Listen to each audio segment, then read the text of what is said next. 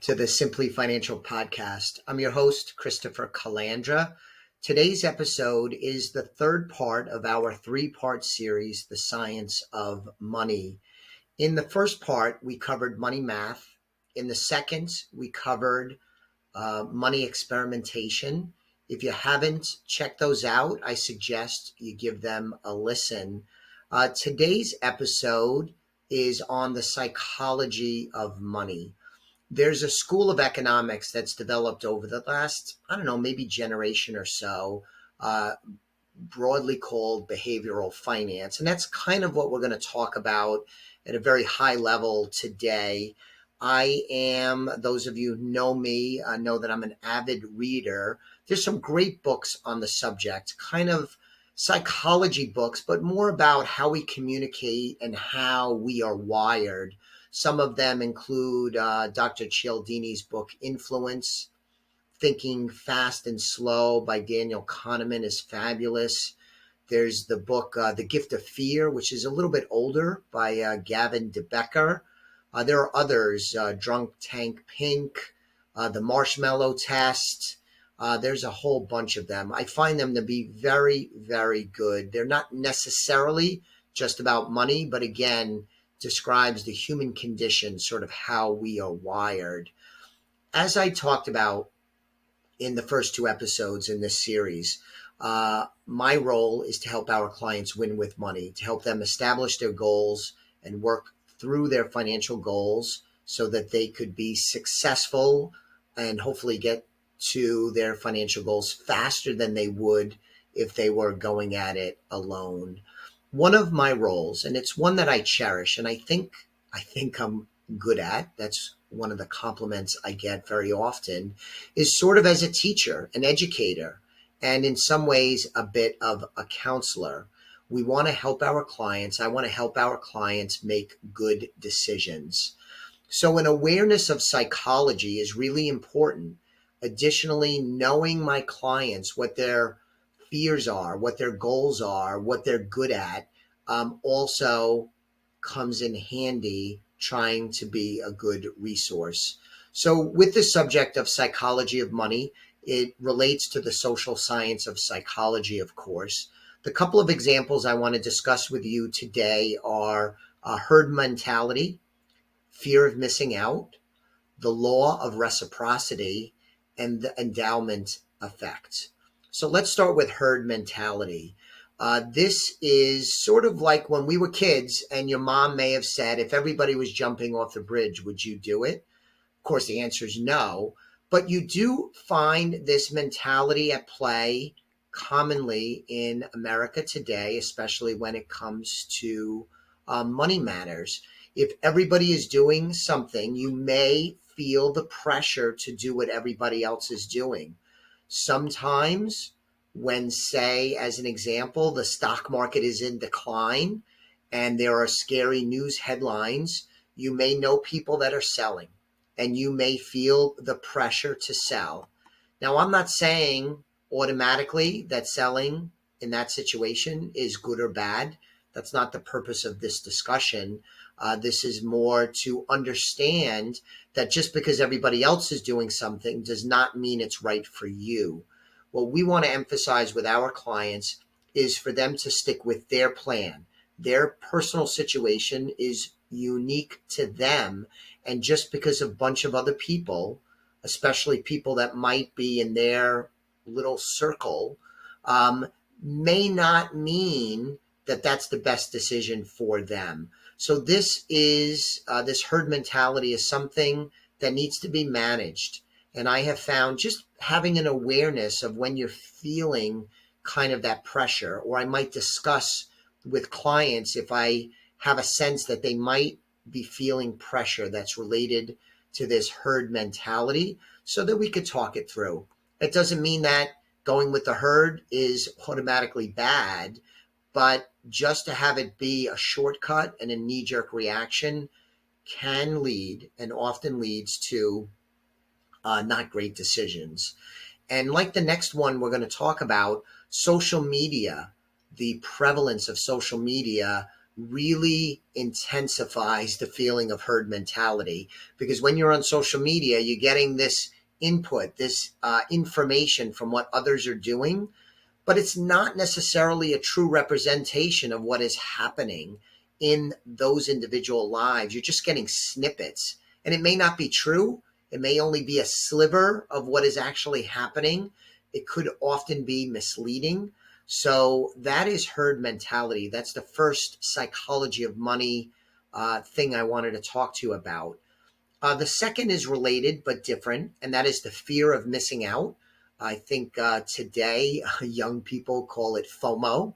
I'm 52. I don't know if I can say FOMO, but I'm going to talk about it. It is, in the simplest sense, keeping up with the Joneses. And it is a focus on the idea that others are enjoying experiences that you are not.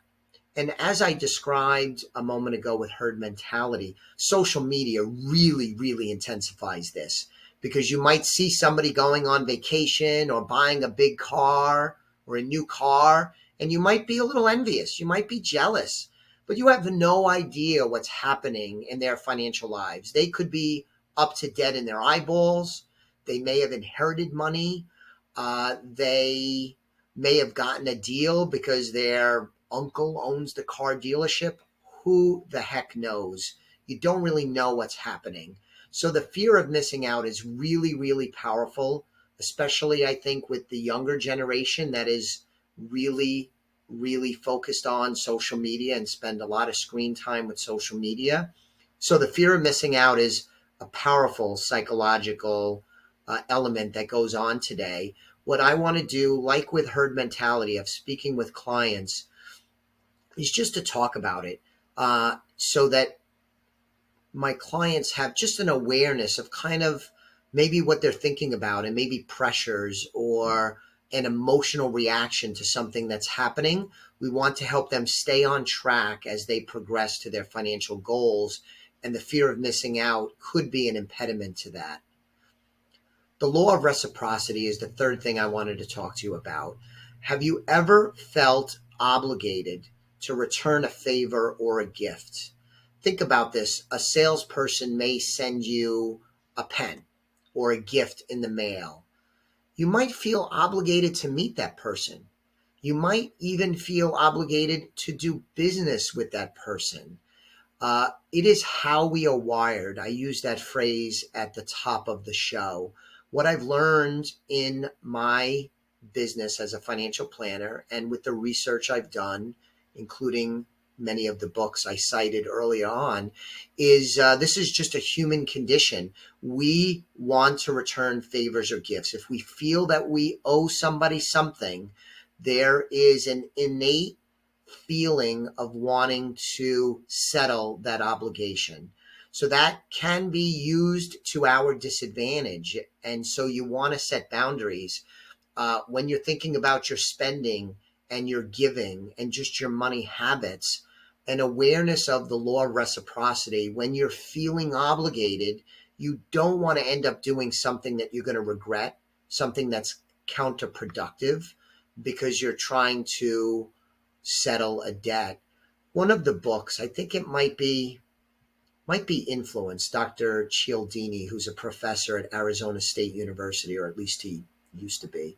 I think he talked about it, that sometimes even if somebody gives you $1 gift, when you want to settle that debt, will not settle that debt at $1. You may settle it at $1,000 or $10,000 or $100,000. The way we are wired doesn't really automatically account for monetary differences. And so you could be tricked into doing something you would not otherwise do just because of how we are wired. So you want to have an awareness of the law of reciprocity. You want to set boundaries. I find the pressure of this often because I deal with a variety of business people.